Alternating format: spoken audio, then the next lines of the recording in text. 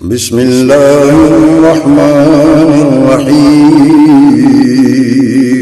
شروع اللہ کے نام سے جو بڑا مہربان نہایت رحم والا۔ من شرور انفسنا ومن سیئات اعمالنا، من يهده الله فلا مضل له ومن يضلل فلا هادي له، وأشهد أن لا إله إلا الله وحده لا شريك له، وأشهد أن محمدًا عبده ورسوله. أما بعد فإن خير الحديث كتاب الله، وخير الهدي هدي محمد صلى الله عليه وسلم، وشر الأمور محدثاتها، وكل محدثة بدعة، وكل بدعة ضلالة، وكل ضلالة في النار. يا أيها الذين آمنوا اتقوا الله حق تقاته ولا تموتن إلا وأنتم مسلمون. يا أيها الناس اتقوا ربكم الذي خلقكم من نفس واحدة، وخلق منها زوجها، وبث منهما رجالا كثيرا ونساء، واتقوا الله الذي تساءلون به والأرحام، إن الله كان عليكم رقيبا. يا أيها الذين آمنوا اتقوا الله وقولوا قولا سديدا يصلح لكم أعمالكم ويغفر لكم ذنوبكم، ومن يطع الله ورسوله فقد فاز فوزا عظيما. اللهم صل على محمد وعلى آل محمد كما صليت على إبراهيم وعلى آل إبراهيم إنك حميد مجيد. اللهم بارك على محمد وعلى آل محمد كما باركت على إبراهيم وعلى آل إبراهيم إنك حميد مجيد. رب اشرح لي صدري ويسر لي أمري واحلل عقدة من لساني يفقهوا قولي. اللهم انفعنا بما علمتنا وعلمنا ما ينفعنا وزدنا علما. أعوذ بالله السميع العليم من الشيطان الرجيم، من همزه ونفخه ونفثه. من عمل صالحا من ذكر أو أنثى وهو مؤمن فلنحيينه حياة طيبة ولنجزينهم أجرهم بأحسن ما كانوا يعملون. لائق صد عزت و اکرام، محترم مکرم بزرگوں، نوجوان بھائیوں، ننھے منھے بچوں، اللہ رب العزت نے ہر مسلمان کے دل میں یہ خواہش رکھی ہے کہ وہ جنت میں جانا چاہتا ہے۔ آپ کسی انسان کو پکڑ لیں، وہ نماز نہ بھی پڑھتا ہو، آپ اس سے پوچھ کر دیکھیں کہ جنت میں جانے کا دل کرتا ہے، وہ کہے گا جنت میں جانا چاہیے۔ کتنا گیا گزرا انسان ہی کیوں نہ ہو، لیکن جنت کا نام سنتے ہی اس کے دل سے خواہش اٹھتی ہے کہ مجھے بھی جنت میں جانا چاہیے۔ تو اللہ رب العزت نے جنت کا داخلہ صرف دل کی خواہش پہ، تمنا پہ، انسان کی چاہت پہ نہیں رکھا کہ انسان ادھر سے چاہے ادھر سے جنت اس کو مل جائے، انسان ادھر سے تمنا کرے اور جنت کا داخلہ اسے نصیب ہو جائے، ایسا اللہ رب العزت نے نہیں رکھا، کیونکہ یہ یہودیوں کی روش تھی، عیسائیوں کی روش تھی۔ وَقَالُوا لَن يَدْخُلَ الْجَنَّةَ إِلَّا مَنْ كَانَ هُودًا أَوْ نَصَارَىٰ، وہ کہا کرتے تو جو یہودی ہوا، جو عیسائی ہوا، جنت میں صرف وہی جائے گا۔ لیکن اللہ تعالیٰ فرماتے ہیں تِلْكَ أَمَانِيُّهُمْ قل ہاتوا برہانکم ان کنتم صادقین، تمہارا یہ کہنا کہ جنت میں صرف یہودی یا عیسائی جائیں گے، یہ بغیر کسی دلیل کے دعویٰ ہے، یہ تمہاری تمنائیں ہیں، یہ تمہاری آرزوئیں اور تمہاری خواہشیں ہیں۔ قل ہاتوا برہانکم ان کنتم صادقین، اگر تم جنت میں جانے کے دعوے میں اور اپنی خواہش میں واقعتاً سچے ہو تو اس کے لیے کوئی دلیل تو پیش کرو، کوئی اپنا کارنامہ تو پیش کرو، کوئی اپنا عمل، کوئی اپنا ایسا کردار تو پیش کرو کہ جس کی بنیاد پر تم یہ دعویٰ کر سکو کہ اللہ رب العزت نے ہمیں جنت دینی۔ تو یہ اللہ نے اصول بنا دیا کہ اگر کسی کا دل جنت میں جانے کا کرتا ہے، اس کی خواہش ہے، تو صرف خواہش پہ کام نہیں چلے گا، بلکہ کردار، عمل اور دلیل پیش کرنی پڑے گی کہ جس کی بنیاد پر وہ یہ خواہش کر سکے اور اللہ تعالیٰ اس کو جنت کا داخلہ نصیب کر دے۔ ہم سب سمجھتے ہیں، بچے بھی جانتے ہیں، نوجوان بھی سمجھتے ہیں کہ جب تک انسان مسلمان نہیں ہو جاتا تب تک جنت میں داخل نہیں ہو سکتا۔ ایمان اور اسلام یہ جنت میں داخلے کی پہلی شرط ہے۔ جب تک کوئی انسان کلمہ توحید کا اقرار نہیں کرتا وہ جنت میں داخلے کی شرط کو نہیں پا سکتا۔ آپ قرآن پاک میں کسی بھی مقام کو اٹھائیں، صرف ایمان اور اسلام جنت میں داخلے کے لیے کافی نہیں ہے۔ ہم یہ سمجھیں کہ بس میں نے کلمہ پڑھ لیا، جنت میرے لیے، میں مومن ہوں، جنت میرے لیے ہے۔ اللہ تعالیٰ نے قرآن پاک میں جس مقام پر بھی اہل ایمان کو جنت دینے کا وعدہ کیا ہے، ایمان کے ساتھ ایمان کی دلیل بھی پیش کی۔ ایمان کی دلیل کیا ہے؟ ایمان کی دلیل نیک عمل ہے، ایمان کی دلیل انسان کی عملی زندگی ہے، ورنہ بظاہر دو ہاتھ میرے بھی ہیں، دو ہاتھ کافر کے بھی ہیں، بظاہر میرے بھی دو ٹانگیں ہیں، بے نماز انسان کی بھی دو ٹانگیں، میری بھی دو آنکھیں ہیں، کافر کی بھی دو آنکھیں۔ تو بظاہر دیکھنے میں تو سب انسان ایک جیسے لگتے ہیں، لیکن اس کو جنتی اور جہنمی بنانے میں جو چیز فرق کرتی ہے وہ اس کا عمل، اس کا کردار ہے۔ ان الذین آمنوا وعملوا الصالحات کانت لہم جنات الفردوس نزلا، اللہ تعالیٰ نے فرمایا جو ایمان لانے کے بعد نیک عمل کرتے ہیں جنت کی مہمانیاں ان کو ملیں گی۔ ان الذین آمنوا وعملوا الصالحات سیجعل لہم الرحمن ودا، جو لوگ ایمان لانے کے بعد نیک عمل کرتے ہیں اللہ تعالیٰ ان سے محبت بھی کرتا ہے اور دنیا والوں کے دل میں ان کی محبت ڈال بھی دیتا ہے۔ یہ ایمان کے بعد نیک عمل کرنے والے کے لیے۔ لیکن اگر انسان سمجھے کہ بس میں مسلمان ہوں، مجھے عمل کرنے کی ضرورت نہیں ہے، تو میرے بھائیوں یہ عمل انسان کے ایمان کو ظاہر کرنے کا ذریعہ ہے۔ اس عمل کے ذریعے سے تو پتہ چلے گا، ورنہ ایمان کسی انجیکشن یا گولی کا نام تو نہیں کہ میں کھا لوں اور میرے ماتھے پہ لکھا ہوا آ جائے یہ مسلمان ہے۔ انسان کا عمل یہ اس کے ایمان کی دلیل ہے، انسان کا عمل یہ اس کے ایمان کا مظہر ہے۔ کچھ لوگ رسول اکرم صلی اللہ علیہ وسلم کے پاس آئے، نئے نئے مسلمان ہوئے، قالت الاعراب آمنا، اور آ کر عرض کرنے لگے اے اللہ کے رسول صلی اللہ علیہ وسلم ہم مومن ہو چکے ہیں، ہم نے کلمہ پڑھ لیا، ہم مومن ہو چکے ہیں۔ اب وہ مسلمان تھے، کلمہ پڑھ لیا، لیکن اللہ تعالیٰ نے آسمان سے قرآن نازل کی، قل لم تؤمنوا، اے محمد صلی اللہ علیہ وسلم ان نو مسلموں سے کہہ دیجئے لم تؤمنوا، ابھی تک تم مومن نہیں ہوئے۔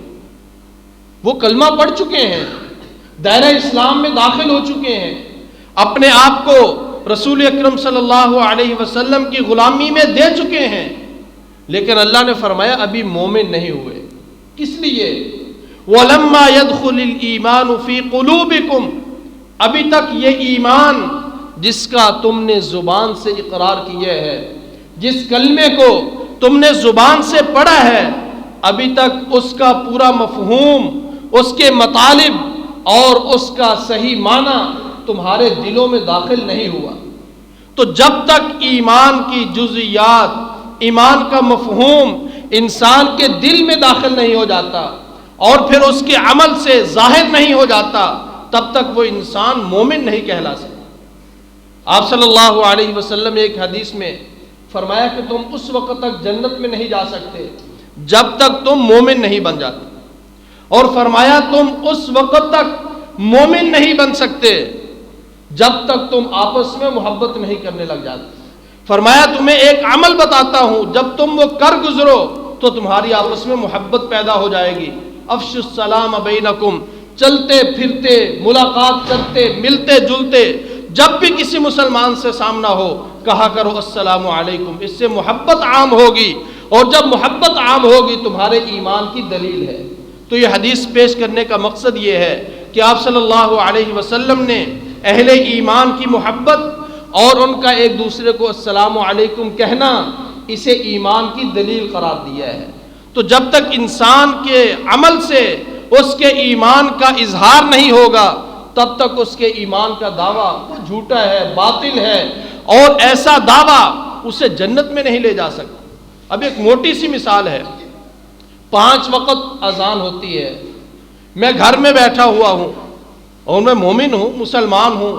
مومن کے گھر میں پیدا ہوا، میرے والدین مسلمان ہیں، لیکن اذان کی آواز میرے کان سے ٹکراتی ہے، میں گھر میں بیٹھا ہوا، میں نماز نہیں پڑھتا، نہ بغیر کسی عذر کے مسجد میں آتا ہوں، نہ ہی میں معذور ہوں تو گھر بھی نہیں پڑھتا۔ اب جو ایمان، اب میرے دل میں ایمان ہے، میں اپنے آپ کو مسلمان سمجھتا ہوں، لیکن میرا ایمان جب اتنا کمزور ہے کہ اذان کی آواز سن کر، جو کہ اللہ تعالیٰ کی طرف سے دعوت ہے، اللہ کی طرف سے پیغام ہے، اگر میں وہ آواز سن کر اتنا کمزور ایمان والا ہوں کہ گھر سے اٹھ کر مسجد کی طرف نہیں آ سکتا، اگر میرا ایمان اتنا کمزور ہے کہ مجھے گھر سے نکال کر مسجد میں نہیں لا سکتا، تو وہ ایمان مجھے جنت میں کیسے لے جائے گا؟ یعنی اگر میں اپنے ایمان کی مضبوطی کی بنیاد پر گھر سے نکل کر مسجد تک نہیں پہنچ سکتا، اس ایمان کی بنیاد پر میں یہ امید لگا بیٹھا ہوں کہ میرا وہ ایمان مجھے جنت میں لے جائے، نہیں میرے بھائیوں، پہلے وہ ایمان، اس کا امتحان ہوگا کہ تیرا ایمان تجھے جنت میں لے جانے والا ہے بھی یا نہیں، یہ تیرا ایمان تجھے نجات دلانے والا ہے بھی نہیں، اس کا زندگی کے ہر موڑ پہ امتحان ہوگا، زندگی کے ہر مرحلے پر میرے اس ایمان کا اللہ تعالیٰ کی طرف سے امتحان ہوگا۔ جب ہر امتحان سے یہ ایمان پاس ہو جائے گا تب کل قیامت کے دن یہ ایمان مجھے جنت میں لے جانے کا ذریعہ ہو۔ اگر میں نے آواز سنی اذان کی، مسجد میں نہیں آیا، تو میرا ایمان تو یہیں پہ کمزور ہو گیا، میرا ایمان یہیں پہ فیل ہو گیا، میرا وہ کلمہ یہیں پہ فیل ہو گیا۔ اگر میرے ایمان میں مضبوطی ہوتی، اس ایمان کا مفہوم میرے دل میں داخل ہوا ہوتا، تو میرے کان سے جب جب اذان کی آواز ٹکرائے گی میں اپنی ساری مصروفیات کو چھوڑ کر مسجد کا رخ کروں گا، نماز ادا کروں گا۔ جب میرے ایمان میں اتنی مضبوطی ہوگی تب وہ ایمان جنت میں بھی لے کر جائے۔ تو نیک عمل یہ ایمان کی مضبوطی کی دلیل ہے، یہ ایمان کے مظہر کی دلیل ہے، یہ ایمان کے اظہار کا ذریعہ ہے۔ ورنہ اگر عمل نہیں ہے انسان کی زندگی میں تو اس کا کچھ پتہ نہیں چلتا یہ مسلمان ہے، یہ غیر مسلم۔ اور ہم جو کچھ بولتے ہیں، ہم جو کلمات ادا کرتے ہیں، اللہ تعالیٰ فرماتے ہیں الیہ یصعد الکلم الطیب، یہ جو تم کلمہ، ایمان، لا الہ الا اللہ، یہ جو تم ادا کرتے ہو یہ سب اللہ کی طرف جاتا ہے، یہ سب کچھ اللہ کی طرف چڑھتا ہے۔ والعمل الصالح یرفعہ، لیکن جب جب انسان نیک عمل کرتا ہے تو اس کا وہ کلمہ جو رب کی طرف پہنچا ہوا ہے، یرفعہ، فرمایا نیچے سے وہ نیک عمل کرتا ہے، اس کا اوپر ایمان اور اس کا کلمہ، اس کے اندر رفعت آ جاتی ہے، اس کے کلمے کو بلندی نصیب ہو جاتی ہے۔ تو جیسے انسان نیک عمل کرتا ہے، ادھر سے نماز پڑھتا ہے، اس کے ایمان کو بلندی نصیب ہو جاتی ہے، وہ زکوٰۃ دیتا ہے، اس کے ایمان کو رفعت نصیب ہو جاتی ہے، وہ صدقہ خیرات کرتا ہے، اس کے ایمان کے اندر اضافہ ہو جاتا ہے۔ اور یہی اللہ تعالیٰ قرآن پاک میں فرماتے ہیں انما المؤمنون الذین اذا ذکر اللہ وجلت قلوبہم واذا تلیت علیہم آیاتہ زادتہم ایمانا. اہل ایمان جب نیک عمل کرتے ہیں، قرآن پاک کی تلاوت کرتے یا سنتے یا نماز ادا کرتے ہیں، زادتہم ایمانا، ان کے ایمان کو رفعت نصیب ہوتی ہے، ان کا ایمان بڑھ جاتا ہے، ان کے ایمان میں بلندی نصیب ہوتا ہے. تو اب اگر انسان بغیر عمل کے بیٹھا رہے، ہاتھوں پہ ہاتھ رکھ کے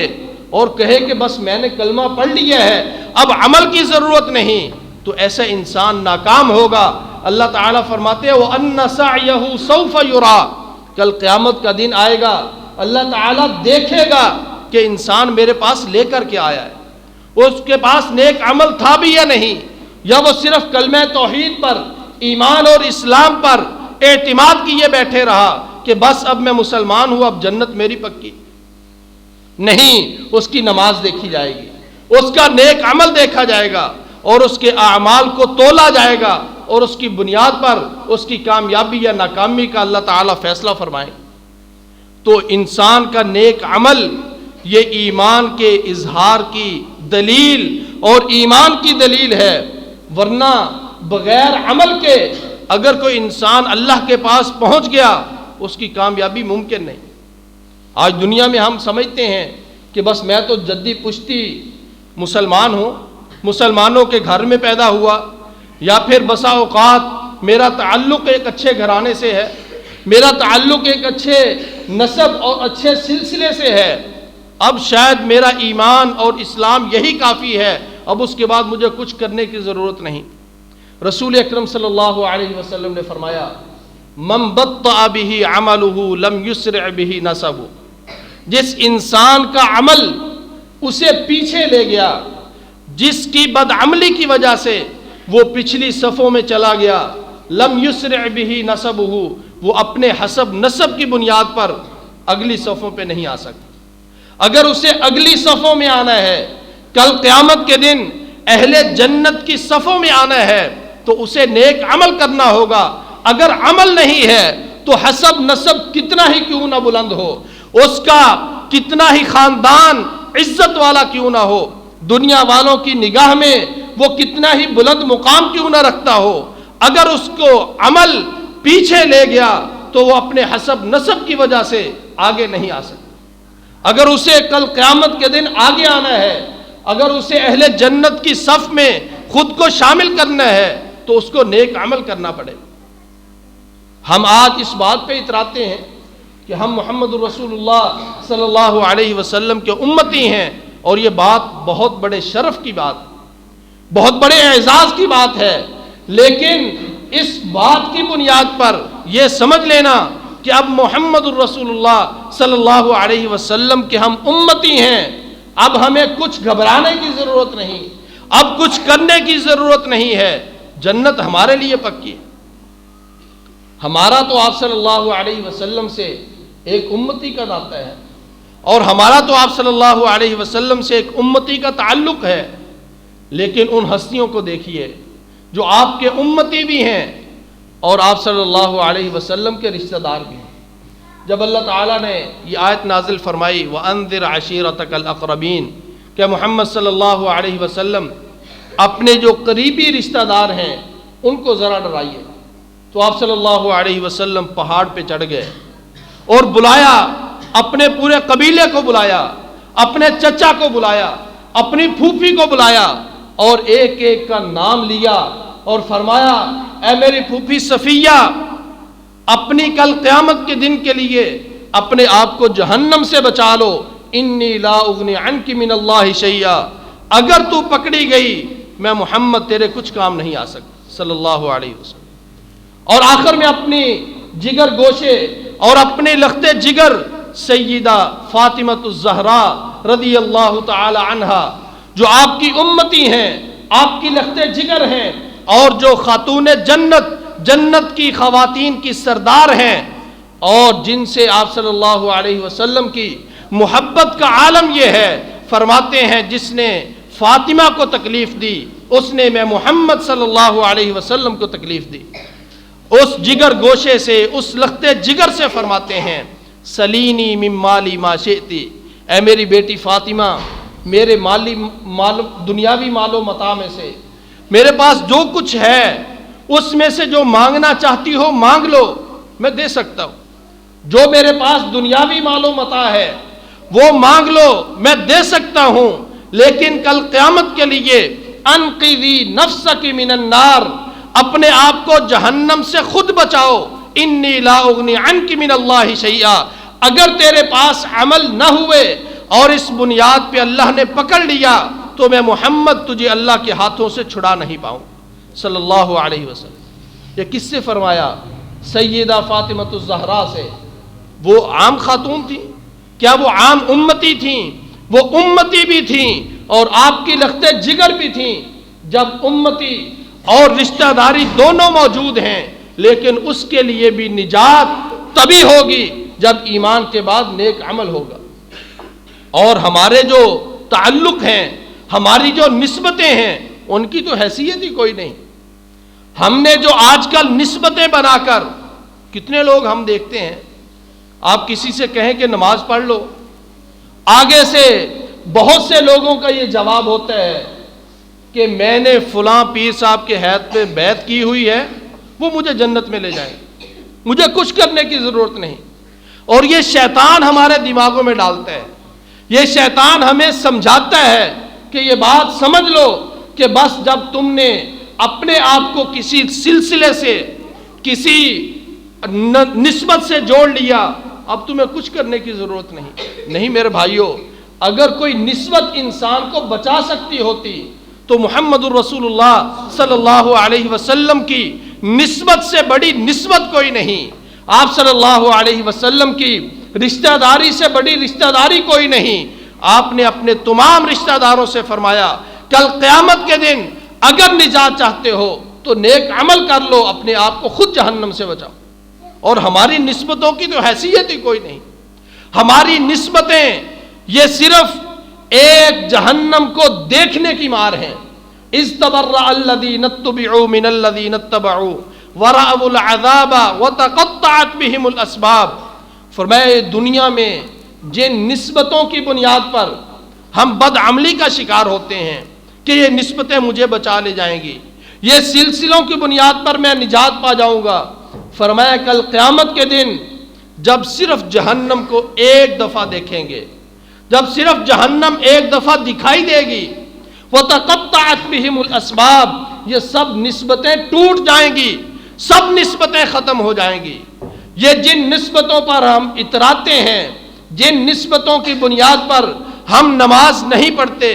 جن نسبتوں کی بنیاد پر ہم بدعملی کا شکار رہتے ہیں، وَتَقَطَّعَتْ بِهِمُ الْأَسْبَابِ، فرمایا یہ سب نسبتیں جہنم کو صرف ایک دفعہ دیکھنے پر سب ختم ہو جائیں گی، اور صرف ختم نہیں ہوں گی بلکہ یہ ایک دوسرے کے دشمن بن جائیں گے۔ آج جن نسبتوں کی بنیاد پر ہم سمجھتے ہیں کہ یہ نسبت مجھے بچا لے جائے گی، یہ پیر مجھے بچا لے جائے گا، یہ سلسلہ مجھے بچا لے جائے گا، یہ صرف سلسلے ٹوٹیں گے نہیں بلکہ سلسلے کے اوپر بیٹھے ہوئے اور ان کی پیروی کرنے والے ایک دوسرے کے دشمن بن جائیں گے، ایک دوسرے سے اظہار برات کریں گے، ایک دوسرے سے دور بھاگیں گے، اور اس وقت انسان کہے گا یوم یعض الظالم علی یدیہ یقول یا لیتنی اتخذت مع الرسول سبیلا یا ویلتا لیتنی لم اتخذ فلانا خلیلا لقد اضلنی عن الذکر بعد اذ جاءنی وکان الشیطان للانسان خذولا۔ اس وقت انسان کہے گا کہ میں کن چکروں میں دنیا میں پڑا رہا، میں کن کے پیچھے لگ کر نماز سے دور رہا، میں نے کن کے دھوکے میں آ کر اپنے آپ کو عمل سے، مسجد سے، نیکیوں سے دور رکھا، یہ تو مجھے گمراہ کر رہا تھا۔ پھر اپنے ہاتھوں کو کاٹے گا اور اللہ سے کہے گا آتہم ضعفین من العذاب، یا اللہ یہ وہ لوگ ہیں جن کے پیچھے لگ کر میں تیری نافرمانی کرتا رہا، یا اللہ آج اسے ڈبل عذاب دے۔ یعنی جن سلسلوں سے جڑ کر، جن کی بنیاد پر یا جن کے جھنڈے کے نیچے آنے کے دعوے کر کے میں آج نماز نہیں پڑھتا، کل قیامت کے دن میں اسی کے بارے میں کہوں گا یا اللہ اس نے جھوٹا جھنڈا دکھا کر، اس نے جھوٹے سلسلے میں مجھے پرو کر اور اپنے پیچھے لگا کر مجھے نماز سے دور رکھا، یا اللہ یہ خود بھی گمراہ تھا، مجھے بھی گمراہ کیا، اور کہے گا یا اللہ اس کو ڈبل عذاب دے، یا اللہ اس کو دوہرا عذاب دے، یہ گمراہ خود بھی تھا اور مجھے بھی گمراہ کرتا رہا۔ تو یہ سلسلے ٹوٹیں گے نہیں، بلکہ یہ سلسلوں والے جو آج ایک دوسرے سے جڑے ہوئے ہیں اور اس بنیاد پہ نماز نہیں پڑھتے کہ بس اس سلسلے میں جو آ گیا وہ سیدھا بخشا جائے گا، وہ ایک دوسرے کے دشمن بن جائیں گے اور ایک دوسرے کو پہچاننے سے انکار کر ایک دوسرے سے پیچھا چھڑائیں گے۔ تو اس لیے انسان ایمان کے ساتھ جب نیک عمل نہیں ملاتا تو اس کا ایمان آہستہ آہستہ ختم ہوتا چلا جاتا۔ ایمان کیا ہے؟ یہ جنت میں لے جانے کا سب سے بہترین ذریعہ ہے۔ یا آپ اس کلمہ طیبہ کو اللہ تعالیٰ نے قرآن پاک میں ایک پھلدار درخت کے ساتھ تشبیہ دی ہے کہ کلمہ طیبہ یہ ایک پھلدار درخت ہے، اور یہ ایسا پھلدار درخت ہے تؤتی اکلہا کل حین باذن ربہا، یہ ہمیشہ سدا بہار اس کا پھل ملتا رہتا ہے۔ یہ کوئی موسمی پھلدار درخت نہیں بلکہ سدا بہار پھل دینے والا ہے، اور یہ بہت قیمتی درخت ہے۔ لیکن آپ نے دنیا میں آپ نرسری میں جاتے ہیں، کہیں سے کوئی پودا، کوئی بوٹا، کوئی درخت آپ خریدتے ہیں، جتنا وہ درخت مہنگا ہوگا اس کی حفاظت بھی اتنی مہنگی ہوتی ہے۔ عام جڑی بوٹیاں عام سڑکوں پر ہم دیکھتے ہیں، ان کی کوئی حیثیت نہیں ہوتی تو ہم ان کو حفاظت بھی نہیں کرتے۔ جتنا بوٹا اور پودا مہنگا ہم خرید کے لاتے ہیں، ہم اس کی حفاظت بھی اتنی ہی زیادہ کرتے ہیں۔ عام چھوٹی موٹی بھینس لے لیں، اس کی حفاظت کوئی اتنی زیادہ نہیں کرتا۔ اگر کوئی 5-6 لاکھ کی بھینس لے کر آئے تو اس کا چارہ، اس کے کھانے اور اس کے پینے، اس کو موسم کے مطابق گرمی سردی کا احتیاط بہت زیادہ کیا جاتا ہے۔ تو جتنا پھلدار درخت قیمتی ہوگا اس کی حفاظت بھی اتنی زیادہ ہوگی۔ کیا ہم کبھی کوئی درخت لگانے کے بعد اس کو ایسے ہی چھوڑ دیتے ہیں کہ بس اب یہ میں نے لگا دیا ہے، اب 2-3 سال کے بعد میں آؤں گا اور اس کے اوپر آم لگے ہوئے ہوں گے؟ میں نے زمین میں گندم بو دی ہے، میں نے دانے اور بیج زمین میں کاشت کر دیا ہے، اب اس کے بعد میں 6 مہینے گھر میں بیٹھ جاؤں اور کہوں کہ 6 مہینے کے بعد آؤں گا اور یہاں سے گندم تیار ہو چکی ہوگی اور میں کاٹ کے گھر لے جاؤں؟ نہیں، میں نے بیج بویا ہے، میں نے درخت لگایا ہے، لیکن میں ہر ہفتے کے بعد، ہر 10-15 دن کے بعد میں آتا ہوں، اس کو پانی دیتا ہوں، اس کو اگر کھاد کی ضرورت ہے اس کو کھاد ڈالتا ہوں، اگر سپرے کی ضرورت ہے سپرے کرتا ہوں، گوڈی کی ضرورت ہے تو گوڈی کرتا ہوں۔ کس لیے؟ میں نے بیج ڈال دیا ہے، کاشت کر دی ہے، لیکن اس سے فائدہ مجھے تب ملے گا جب میں اس کو وقت پہ پانی دوں گا، جب اس کو کھاد دوں گا، جب سپرے کروں گا۔ اگر میں سارے کام نہیں کرتا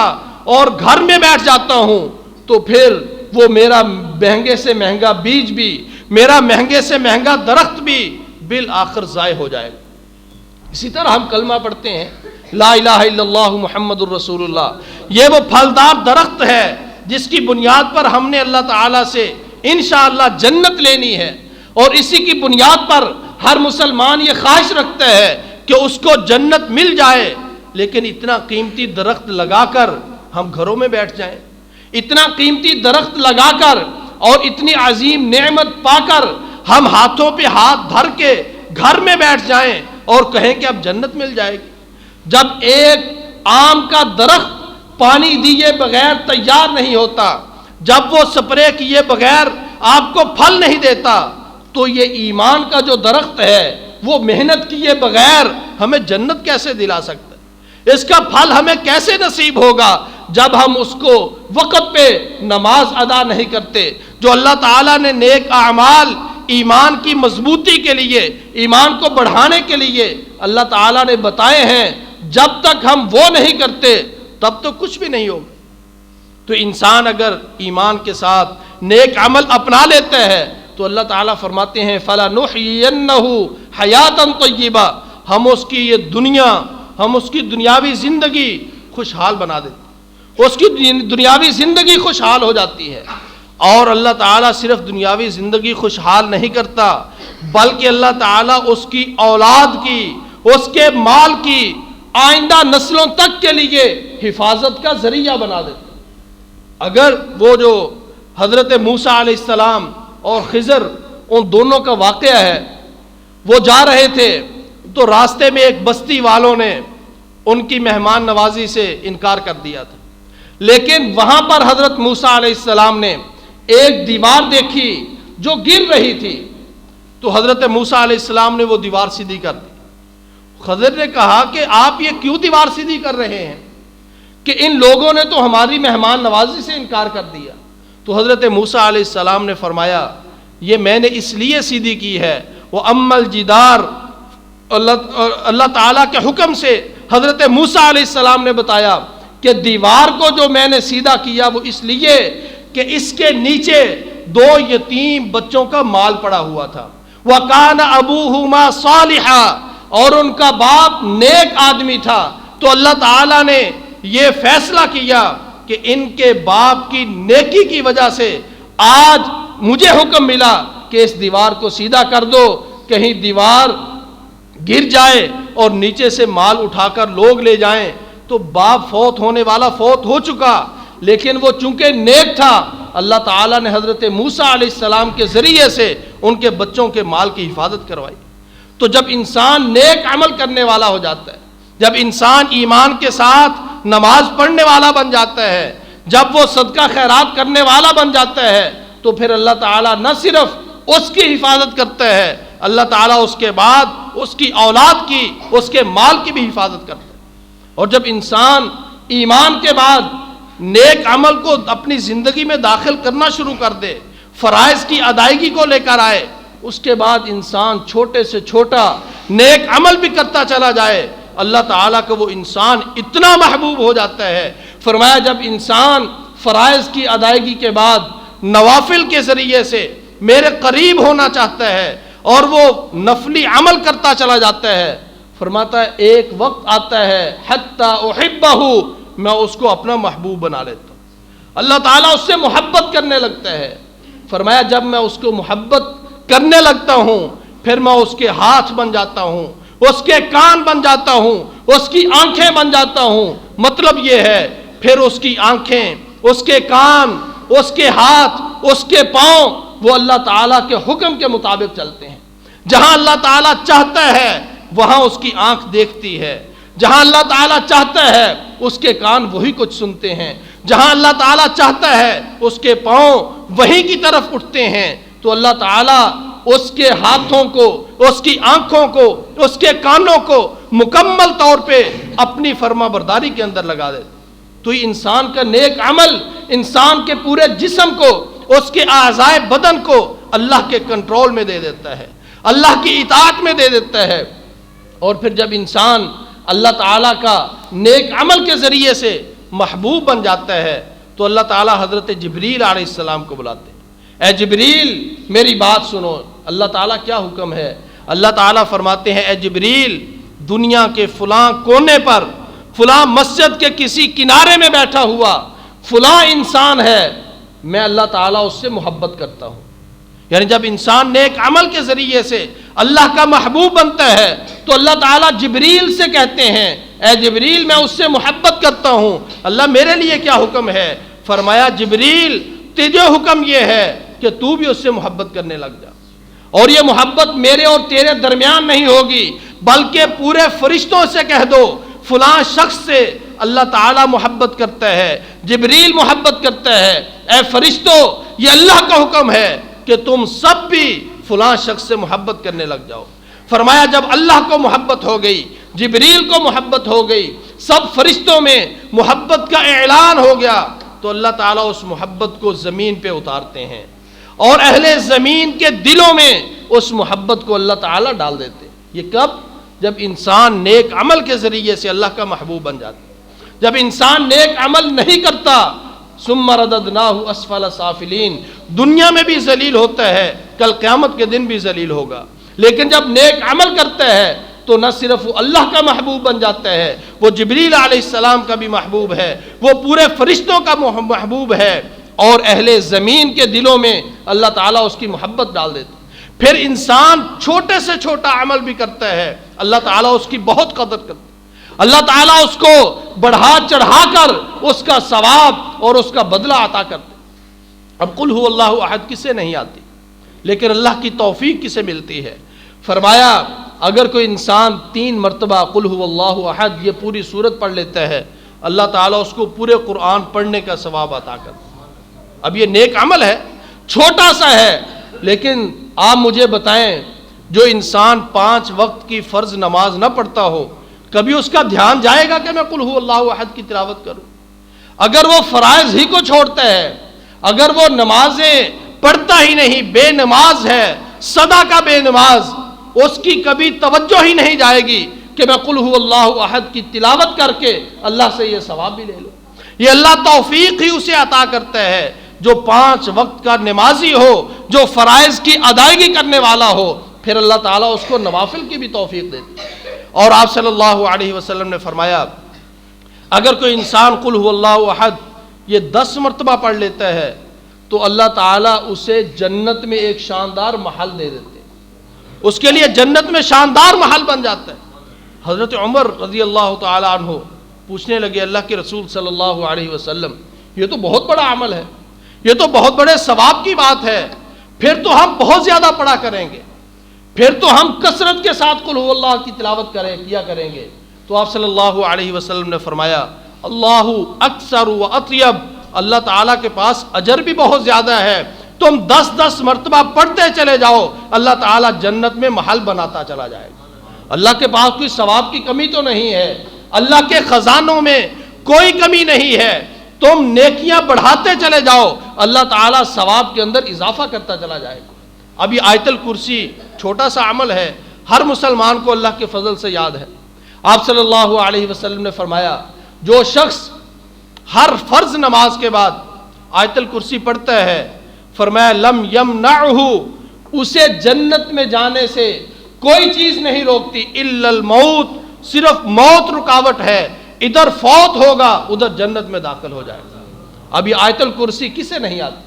الحمدللہ چھوٹے چھوٹے بچوں کو ہم نے یہ یاد کروا رکھی ہے، لیکن اس کی طرف توجہ کس کی جائے گی؟ اور آپ صلی اللہ علیہ وسلم نے فرمایا کیا ہے؟ ہر فرض نماز کے بعد، یعنی پہلے وہ فرض ادا کرے، پہلے وہ 5 وقت کا نمازی بن جائے، فرمایا پھر جب وہ فرض نماز کے بعد آیت الکرسی پڑھے گا، فرمایا ادھر وہ فوت ہوگا اور ادھر جنت میں داخل ہو جائے گا۔ تو چھوٹے چھوٹے اعمال انسان کی بلندی کا، انسان کو جنت میں لے جانے کا ذریعہ ہیں، لیکن یہ توفیق چھوٹے عملوں کی بھی اسی کو ملتی ہے جو فرائض کو ادا کرنے والا ہو، جو نماز ہی نہ پڑھتا ہو، جو 5 وقت نماز کو چھوڑنے ہی والا ہو، جس کے بارے میں آپ صلی اللہ علیہ وسلم نے فرمایا من ترک الصلاۃ متعمدا فقد کفر، جو انسان جان بوجھ کر صرف ایک نماز چھوڑتا ہے وہ کفر کا ارتکاب کرتا ہے۔ ہم کتنی نمازیں چھوڑتے ہیں؟ ہم ایک دن میں 4 نمازیں چھوڑ جاتے ہیں۔ کسی سے پوچھو کہ نماز پڑھتے ہو، وہ کہتا ہے مولوی صاحب فجر کی نماز تو میں بڑی کوشش کر کے پڑھتا ہوں۔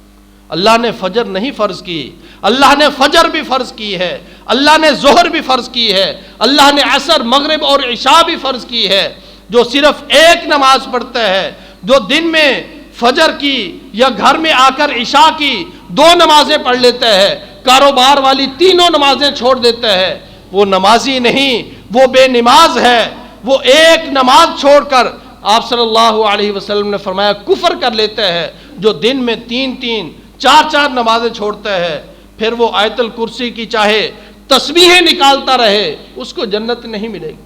پہلے فرائض کی ادائیگی ہے، اس کے بعد نوافل ہیں۔ اگر فرائض میرے پاس ہیں تو چھوٹے سے چھوٹے عمل کو بھی رسول اکرم صلی اللہ علیہ وسلم نے فرمایا تم ایک کھجور اللہ کے راستے میں صدقہ کرتے ہو، ایک کھجور اللہ کے راستے میں صدقہ کرتے ہو